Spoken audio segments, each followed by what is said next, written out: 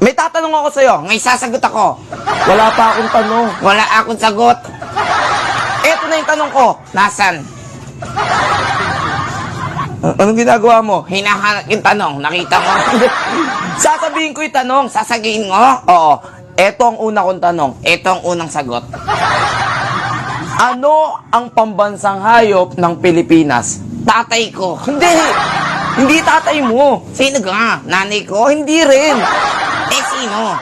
Ang pambansang hayop ng Pilipinas ay nagsisimula sa letter K. Alam ko na. Ano? Kuto. Hindi!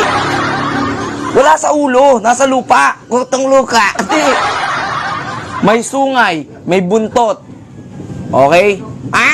May sungay, may buntot at kulay itim. Dingon yung kuto.